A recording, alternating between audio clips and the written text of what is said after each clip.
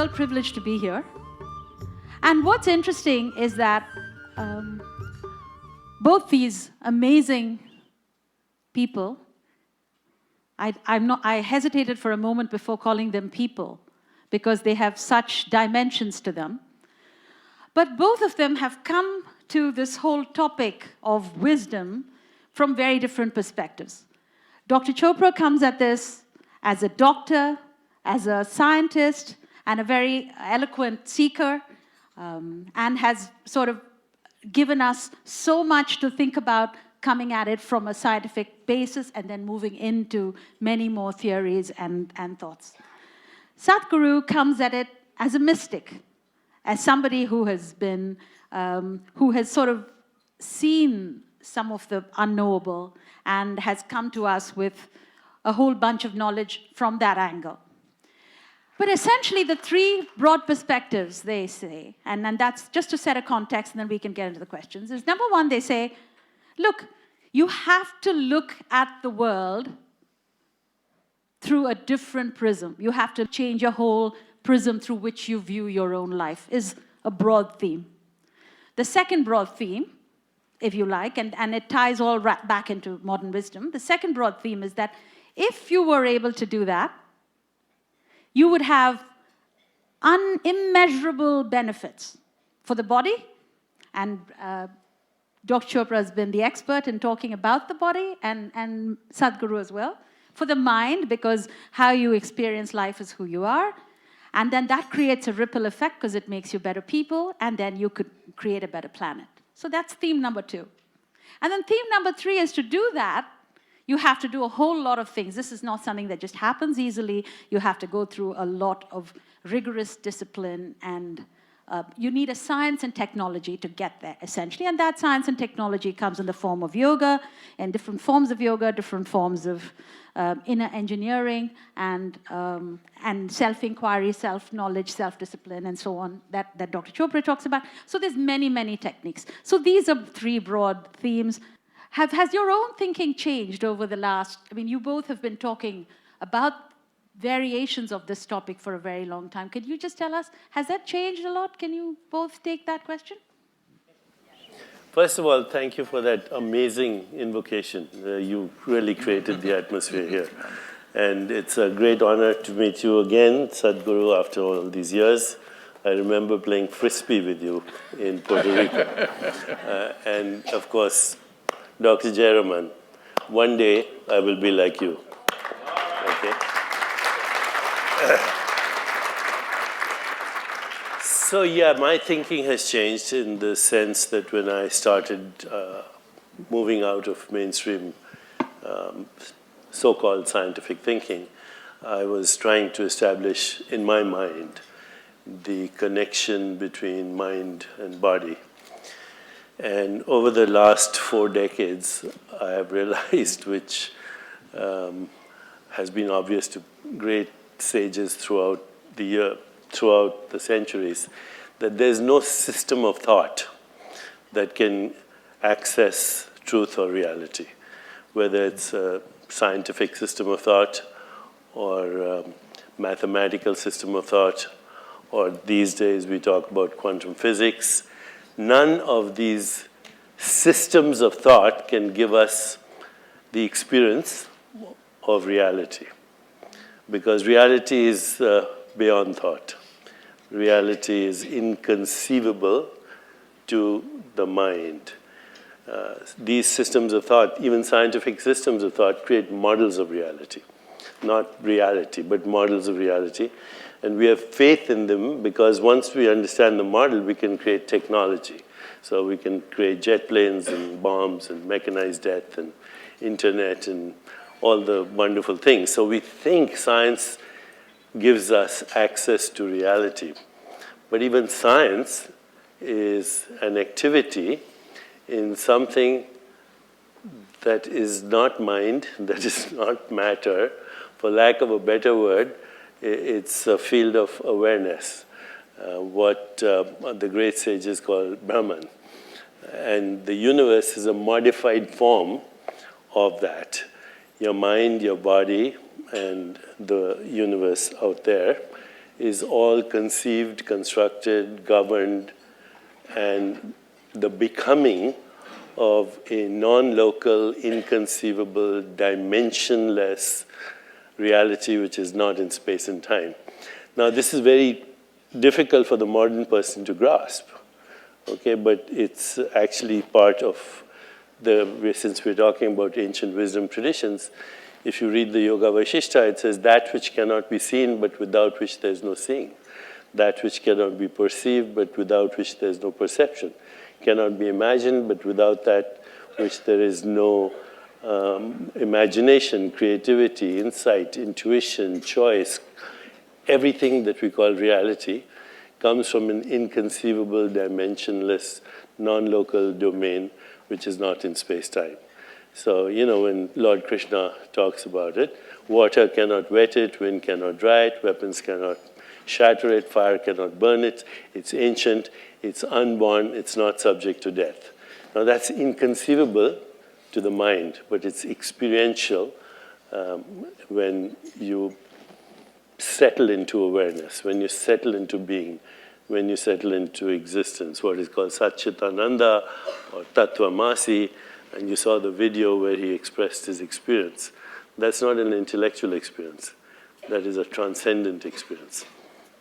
I'll stop there. Sadhguru, you come at it from knowing. Tell us how your own thinking has changed, how your own knowledge has changed. I cannot say much about thought because I don't have much thought. This may sound a little like an oxymoron for people, but the fact of the matter is, most of the time I don't have any thought in me. For me, the phenomena of life that's happening within me always overwhelms everything else. Thought occurs to me only when I want to physically do something, arrange something around me. Otherwise, days on end will pass for me without a single thought. So, maybe I never grew up. In a way, yes, because when it comes to… people ask me, what has been your sadhana? My only sadhana has been that right from my childhood, I never got identified with anything. Either the family, or the culture, or the religion, or the society, or various other things happening around you, including your parentage, your siblings. I was involved with them, but never identified with anything. If human intelligence does not tie itself down with identity, every human being will realize the nature of life. Human intelligence is capable of figuring this. When I say intelligence, as Deepak pointed out, it's beyond the thought process. Unfortunately, because of the type of education systems we have today, we are completely committed to one dimension of our intelligence, which we call as the intellect, which is just the thought process. Thought can only happen with the data that you have gathered through five senses, which is very limited, one thing. Another thing is, the nature of data that the senses gather are only useful for survival process. The very nature of how you see things, how you hear, smell and taste and touch life is only relevant for survival process. If you wanting to know the life itself, then these instruments of perception are no good. Even what is light and darkness is a debate between you and another creature which sees darkness as light, isn't it? If you sit with an owl and start an argument as to which is light and which is darkness, it's an endless argument, but who do you think is right? Hello? If you're saying both, you're either in the diplomatic corps or you have a successful marriage. Some have both. You have learned to say both, but which is the truth? What I see is the truth or what the owl sees is the truth? That's not the point, it is just that nature has opened up our sense perception as it is necessary for our survival. Accordingly, it has opened up sense perceptions for different creatures as it is necessary for their survival. But if survival is all you're seeking, this is good enough, the five senses. But once you have come as a human being, somehow survival is not good enough. If your stomach is empty, there's only one issue about food. But once the stomach becomes full, you have 100 issues going on. So the nature of the human being is such, no matter what you do, you want to be something more than what you are right now. And if that something more happens, something more, it's an endless pursuit.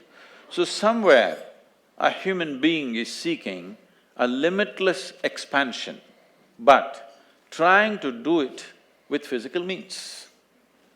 The very nature of physicality is a defined boundary. If there is no defined boundary, there is no possibility of physical happening in the universe. But now, a human being is longing for the boundless, that too in installments and through physical means. Through the boundary, you're trying to become boundless. The desire is fantastic, the method is hopeless.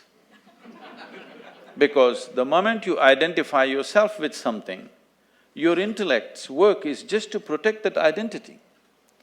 If whatever the identities of nation or family or gender or race, religion, whatever, the moment you identify yourself with something, your intellect will only function around that to protect that. So, it is a certain type of prejudice the moment you're identified. So, the only thing I did with my life is, I never identified myself with anything, and life just exploded within me in ways that thought seems so puny that I do not indulge in thought most of the time.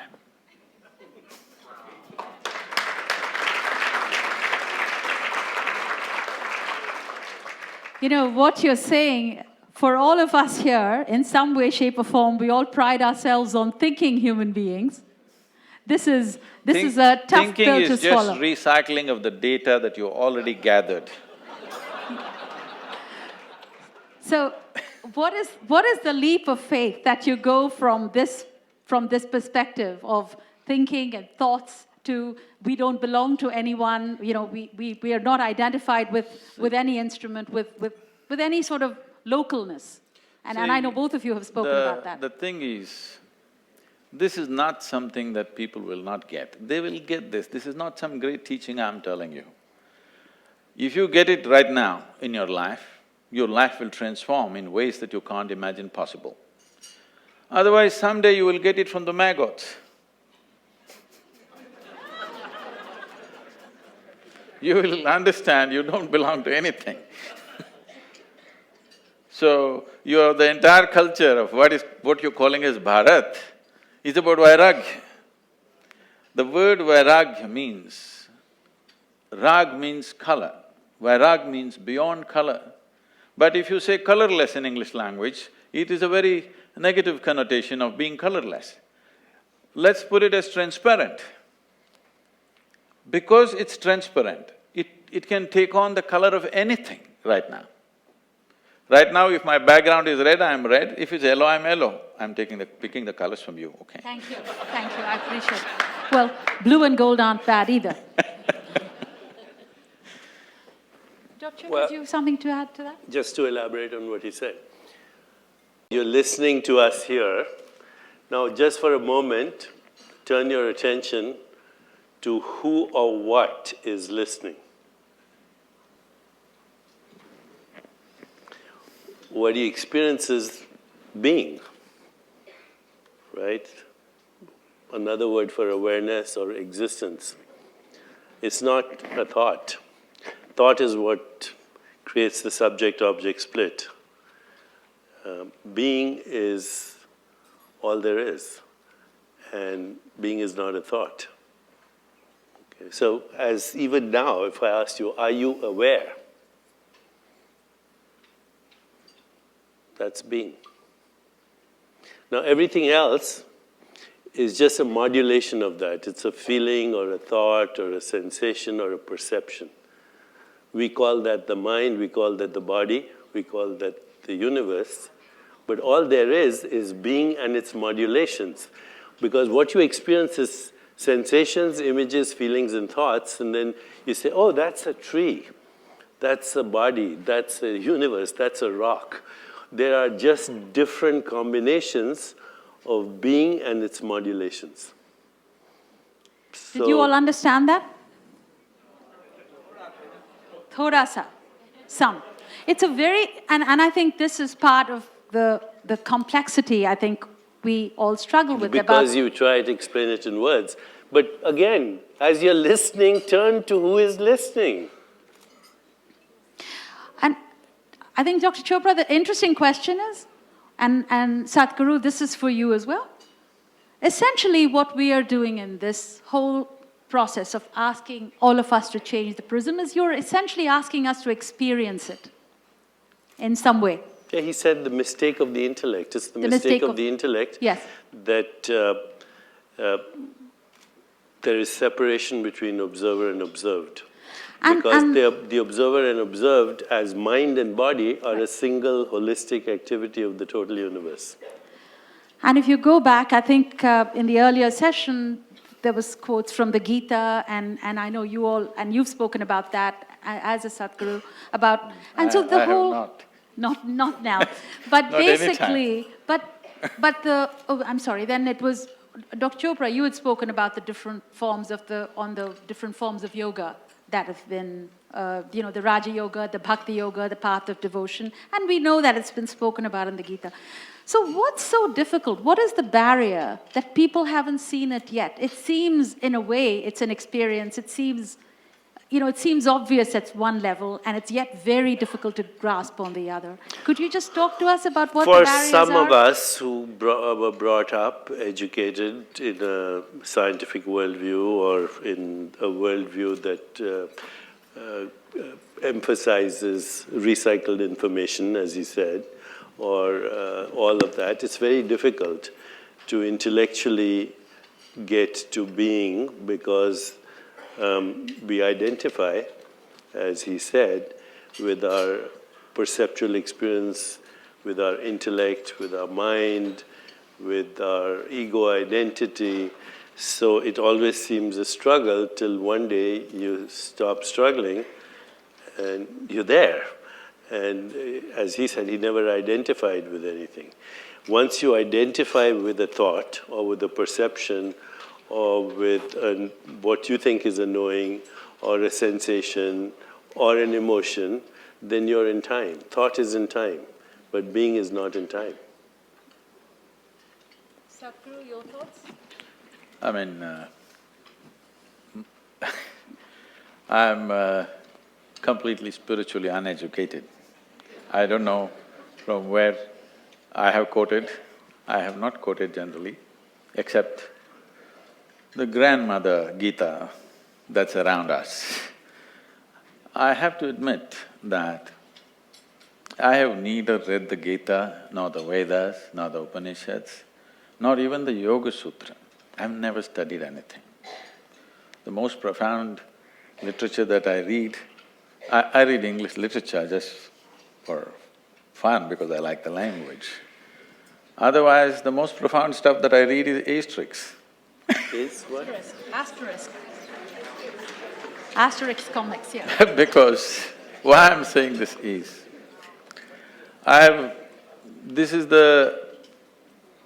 this is what it is. For example, a modern scientist is trying to mathematically deduce the reality. Everything has to fit in to his math, and he will deduct everything and say the entire universe is one. But it's not in his experience. A religious person will say, God is everywhere, so everything is one, but it's not yet in his experience. He believes. One is making deductions, another is believing. A yogi is a hard nut who doesn't believe anything, who doesn't want to deduce anything. Unless it becomes real within him, it's not real for him. So, because of this approach, I never found the need to read anything spiritual. If I read something, it may be a news magazine or literature or something else, but never anything spiritual, because I never wanted to clutter my own clarity with anything outside. And the only thing, the only and only thing I know is, I know this piece of life from its origin to its ultimate, and that's all. Because you know this piece of life, by inference, you seem to know everything else. Today there is a certain theory coming out which is called as the constructional theory. What they're trying to say is, whether you take an amoeba or a human being, whether you take the atomic or the cosmic, the fundamental design is same. It is just the sophistication and the complexity is multiplying. So if the fundamental design is same, if you want to know the entire universe, you just have to know this. And this is the only thing that's available to you, accessible to you. When I say this is the only thing available and accessible to you, see, right now you believe that you can see me sitting here, but that's not the fact of the matter. The fact is, light is falling upon me, reflecting, going through your lenses, inverted image in the retina, you know the entire story. So if you see me only within you. If you hear me only within you. Whatever ever happened to you, light and darkness happens within you, pain and pleasure happens within you, joy and misery happens within you, agony and ecstasy happens within you. Right now if I touch your hand, you think you're experiencing my hand. No, you're only experiencing the sensations in your hand. Or in other words, the entire human experience is happening within you. The very seat of your experience is within you. What is happening within you, at least you must be able to determine. What is happening within you must happen the way you want it. If what happens within you happens the way you want it, suddenly your ability to create what you want to happen in the world also is tremendously enhanced. Not because you know the world, because you know this. This is why realization was held as the biggest thing. You must understand it's realization, it's not an achievement, it is not an attainment, it's a realization. Realization means it's always there. I was stupid enough not to see it, suddenly one day I saw it. That's what realization means. Never we said any inner things or accomplishments or achievements, they are not any kind of peak climbing. It's just a realization, it's always been there. It was always been there to see. So everybody is quoting Gita, let me also quote. At some point it seems Arjuna asked, I don't know, it's been whether made up by somebody, it's really in Gita, please correct me if it is so. It seems Arjuna asked that, where is this truth that you're talking about? This intangible, unperceivable truth, where is it? It seems Krishna laughed and said, it's at the tip of your nose. Now there are many schools of yoga which are intensely focusing on the tips of their noses and getting headache. Try and see. What he is trying to say is, it is the most obvious thing. The most obvious thing, if you pay attention to your existence, not to your thought, not to your emotion, not to the arrangements of life that you've made around you, if you pay attention to the nature of your existence, it is the most obvious thing. It's at the tip of your nose is a metaphor in India that it is the most obvious thing. But by focusing on the tip of the nose, enlightenment will not happen, headache is guaranteed.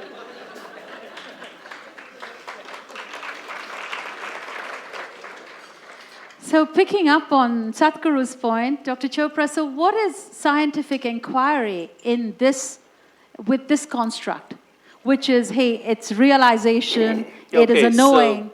And what… You know, and so the two Sadhguru questions. is one of the few lucky ones. I've known two other people who said what he said, that I thank God I never read anything. One was Maharishi Mahesh Yogi. He used to always say, thank God I never read anything because it would have cluttered my mind. And the other was Krishnamurti. He would say the same thing, that, you know, the more you read, the more you clutter your mind. And he also would say, I've never read anything. So that's unusual. He happens to have fallen into existence because he fell into existence, okay, or awareness, or whatever you want to call it, being. I was not, I struggled, okay. I read all the scientific literature, medical literature, psychology, Jungian psychology. I read the Bhagavad Gita, every single translation. I read Rig Veda, I read Yoga Vasishtha, I read Kashmir Shaivism, Vedanta, all of that. No, you shouldn't. Your mind will get cluttered. So at this stage in my life, I also want to know what they said in the past. Yeah, well, they said what you're saying. I mean, they said exactly what you're saying. But for me, as a person who had been trained to look at things scientifically, it was both a struggle and a need, because reality is not a map, and yet science gives us maps. The Yoga Vasishtha gives us a map, Patanjali gives us a map, the Bhagavad Gita gives us a map. Some of us need maps. Okay, if I'm going from here to Boston and you give me a map, a road map or a contour map or a sea map or an air map, and I take the road map and I get to Rhode Island and it works. Now I get this. I think the reason why I didn't read the maps is, I met someone who was a GPS. That's good. But GPS is also a map, right? Sadhguru, I thought you said GPS is the guru positioning system. Yeah. It's your term. So once you use a map and it works the map seems valid from here to Rhode Island, then I assume, poor me, who's not had this experience of falling into the place of no thought, then I say, if the map is working up to here, maybe it works from here to there as well. So it's a kind of a psychological validation. And I'll just stop in a moment, but for the last 10 years at our center, when we teach people to sit in reflection, contemplative self-inquiry, or transcendence, or take them through what we call the wheel of awareness, vipassana, or body awareness, or awareness inside the body, or awareness of mental space. We've been doing it now for 25 years. But last 5–10 years, we've been able to look at the brain, we've been able to look at gene expression, we've been able to look at cell markers of aging, telomerase, telomere length. We've been able to look at what are called inflammatory markers. In other words, everything that's happening in the body at a biological cell level. 23,000 genes, 3.3 million bacterial genes. Actually, your body is more bacteria than it is human cells, the microbiome. So we're looking at those genes. And then we're looking at what is called the epigenome, which is the shell of proteins outside the genome, and how these work together. And what we are finding is remarkable. In the beginning, nobody would believe us, but now we have collaborations with Harvard, UCSF, UCSD, Scripps, with digital technology, with Duke University, with Mount Sinai. We can look at a blood sample, and we can tell you, just by looking at the blood sample and the gene expression, if you're experiencing samadhi occasionally or not, if your mind is quiet or not, if you're falling into the place where he Even whether our parents experience this. Parents too. In fact, the epigenetic shows that your experiences now, which are not in your brain, by the way. Everybody says, my experience is in my brain. It's not in your brain. Your experiences are not in your body. Your experiences are in a non-local consciousness, which is not in space-time. But whatever, that's a whole different discussion. But we can now, in fact, our collaborator, and this is a joke actually, but it tell you where science is. One of our collaborators, who's Eric Schott here at Mount Sinai, he does genomic expression, he does RNA transcription, he looks at what is called the transcriptome. He showed a slide. He says this is a genetic signature of people who are experiencing samadhi. And these are people that he had studied at our center. So somebody asked him in the audience, they said, Dr. Shah, do you meditate? He said, no. He says, are you going to learn? He said, no. He said, but you just showed us the signature, the genetic signature of somebody who does. He says, yeah, but I'll figure out how to make a drug out of this. So what Deepak is saying is, if you are children or brats, it's you. Yes, it is you. It is you. 7 generations. You know, in Hawaii they have these temples and cow farms. If a cow has been zapped electrically, the next generation of cows will not go to the fence. They already know it's electrical and they might get shocked. Okay? Then the following generation. Now, people have done experiments right here where you take mice and you have them smell wintergreen, which is a very pleasant smell. Then they get mild electrical shocks. The next 7 generations of mice will be scared by smelling wintergreen. So, this is the first window that's opening into what we call sanskaras or vasanas. You know, you have 2 identical twins and they have the same genome. In fact, exactly the same genome. But they're not the same people, right? They have different, mother will tell you that they have different personalities. Where is the seat of this personality? Where is it coming from? This is why science opens the window to what people already knew, actually, in our tradition. And it's interesting that even if science opens the window, and I think both of you have said it in different ways, that it's just a very small, you know, it's still like, boiling the ocean in a kerosene stove, because science can only go so far because there's so many forms of knowing and so many forms of seeing, as you have said. So it's a challenge, I imagine. Even science is a series of realizations, okay? I mean, science is not outside of this. Science has evolved because of series of realizations, but happening in small spurts, not grasping the entirety of it, but in bits and pieces, realization and realization and realization, this is what it is. We say he discovered something, but what it is he observed something. He realized that this is the way it works, some aspect of it. And knowing the physical dimension of how it functions allows you to do many things with the physical world, which you see in the form of technology today. Very important thing though, but science has now brought us to what we call the portal or the door of the sub-empirical. And the sub-empirical is less than 0.01% of the unmanifest, which is scientifically unknowable, not unknown, unknowable, because how do you measure something that is totally unmanifest? It's not in space-time, okay?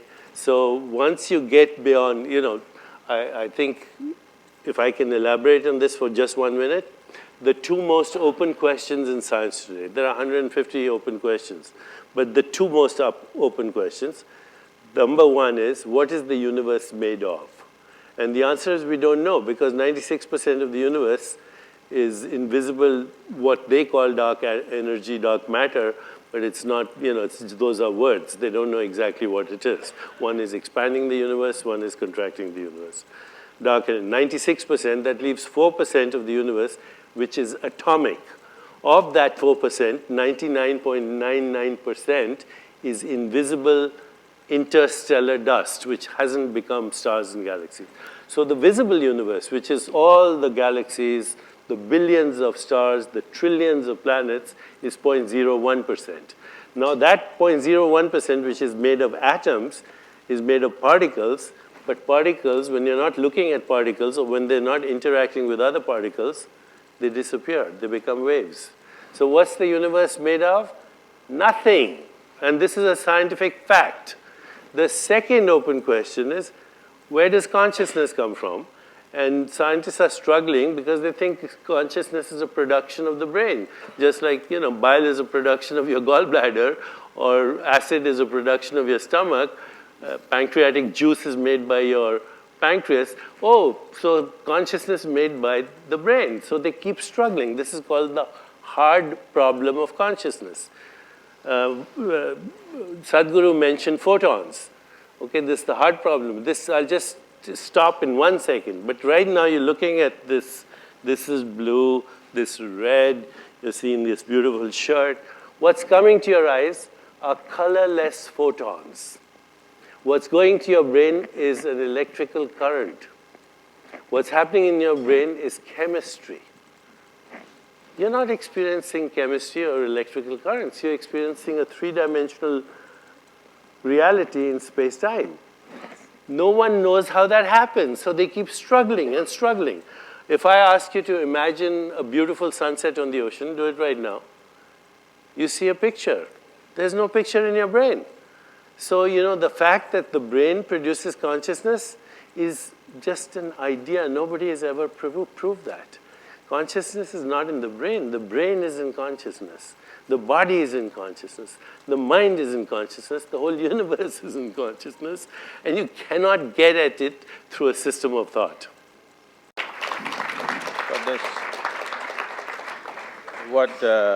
To further, make it into an experiential process, what Deepak said just now. You obviously cannot access it with thought process because thought is an accumulated information which you're recycling according to your convenience. Right now, our ideas of who we are, or what I am and what I am not, is determined by this. If you just do this simple experiment right now, take your right hand and touch your left hand, please, all of you. Can you do this? Is that you? Is that you? Yes. Just touch the chair on which you're sitting. Is that you? Oh, who's this? But it is. You own the… It is. Now, in your experience, this is me and this is not me. The basis of this experience is coming from this. Where there is a sensation, you think it's me. Where there is no sensation, you think it's not me. Right now, the water in the glass is not you, but if you consume it, it becomes you. And these whatever number of kilograms you carry right now, all this was all over the planet, and today it's me. The air that you breathe, what is not you is becoming you. The food on your table, what is not you is becoming you right now. This moment, what is not you, in a couple of hours it becomes you. So, your experience of myself is basically the boundaries of your sensation. The nature of the boundaries of sensation are such, if you allow your life energies to be in a certain level of exuberance, you will see the boundaries of your sensation will expand. You can just know this just by rubbing your hands and holding it like this, you will see something begins to happen between your hands. There are sensations transmitting between the two hands. Or if you've been very joyful or ecstatic at a certain moment, you will see sensations seem to be all over the place. If you create a certain system within you where your life energies are kept in a certain level of exuberance, then the sensory body will expand. If the sensory body, let us say, became as big as this hall, then you will experience everything in this hall and everybody in this hall as a part of yourself, like you experience the 5 fingers of your hand as yourself right now. So what is referred to as yoga is, the word yoga means union. That means you experience the entire universe as yourself. This is happening because you are in such a state of… you have found a mechanism by working with the body, by working with the mind, by working with the emotion and energy, you have set up a step-by-step system within yourself where your energies are kept at such a level of exuberance that your sensory body is as large as the universe. So if you sit here, you experience the entire universe as myself. Once you experience everybody around you as yourself, then I don't have to tell you, don't kill this person, don't rob that person, don't harm this… all morality will be useless for you because you have experienced everything as myself. You don't have to try to be good. Your goodness is a consequence. Your goodness is not an effort. What he says, he's saying it experientially, okay? But the fact is, if you ask scientists, are there any boundaries in the universe, they'll tell you there isn't. Every boundary is notional or perceptual, and we don't know how perception occurs anyway. So, boundaries are conceptual ideas. There are no boundaries in the universe. And there are no boundaries to your skin. In fact, what he said is your body is the entire ecosystem. It's not only the entire ecosystem of the planet. The carbon, the hydrogen, the oxygen, the nitrogen came from galaxies. So the carbon in your fingernails and the hydrogen in your eyes or the oxygen in your blood could have come from different galaxies. You are the total universe at this moment, a pattern of behavior in space-time. And before I say Jack Robinson, you're a different activity anyway. There is no permanent activity as a noun. You are not a noun, you're a verb. And the verb is the activity of the total universe. I, the most frequent word we use is I. So I say, where are you? You say, I'm here. Okay.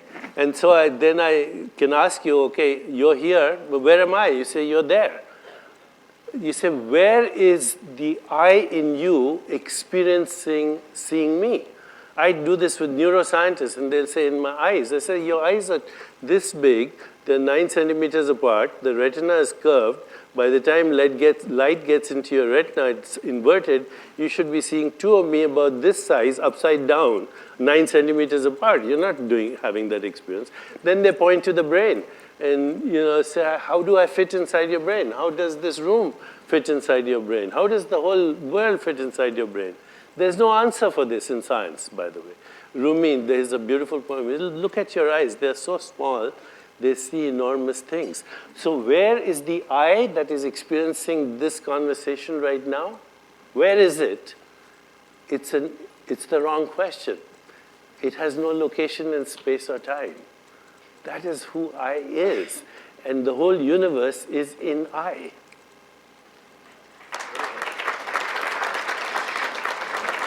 So just let's wrap up this segment of the discussion.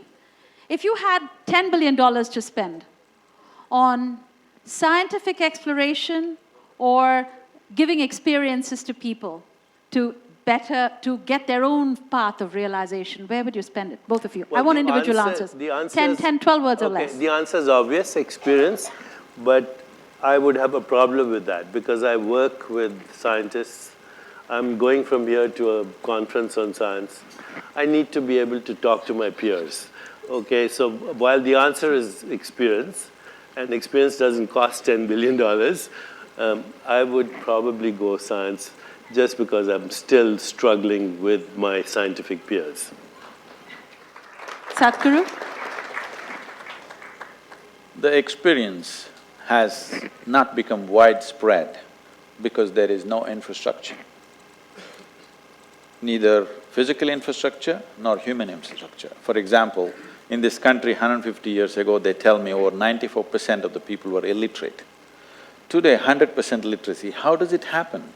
Because somebody built the schoolroom, somebody trained the teachers. That infrastructure for inner experience has been wiped out in the last few centuries. So how do you expect it to happen? One guy talking here, one guy talking there is not going to make it happen. What should be a part of our life from the day we start? Because the nature of human intelligence is such that if you don't mess it up with belief systems, every human being will find it. Too many concepts, too many ideas, too many belief systems. Human intelligence is corrupt from the beginning. If you do not corrupt human intelligence, just leave it. Every human being is capable of knowing this. It is not some superhuman thing. The most important thing to remember is this yoga, this spiritual process is not about becoming superhuman. It is about knowing that being human itself is super.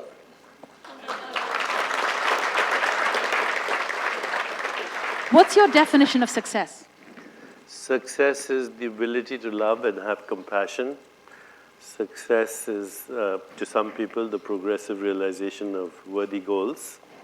Success ultimately is knowing who you are. Sadhguru? If you can be blissed out no matter what's happening around you, if you can be involved and still not be affected by what's happening around you, not by removing yourself, you're absolutely involved but untouched by the process of life, I think that's success. Second question, where we'll go a little bit into the world space. What advice would you give Angela Merkel today? Compassion or sovereignty? It's obvious, compassion. There's no such thing as sovereignty.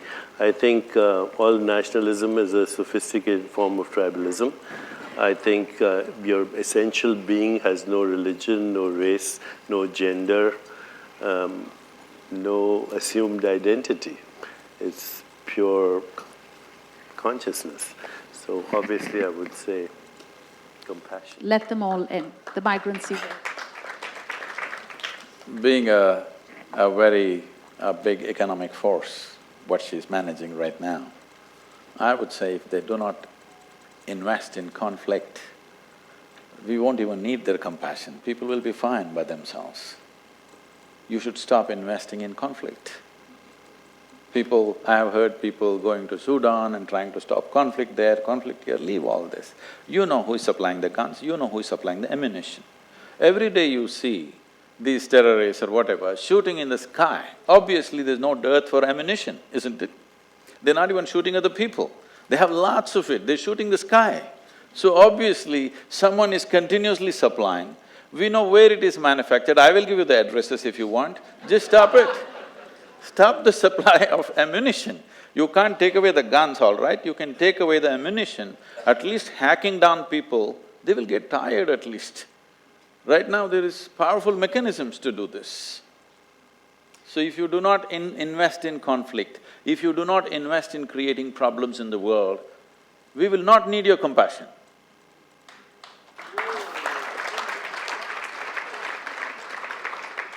And as a final question, if there is a saying or an affirmation that we could all use in our everyday lives, as we all progress in our quest, whatever that quest is, what would that be? What would you advise to each one? What do each one hold?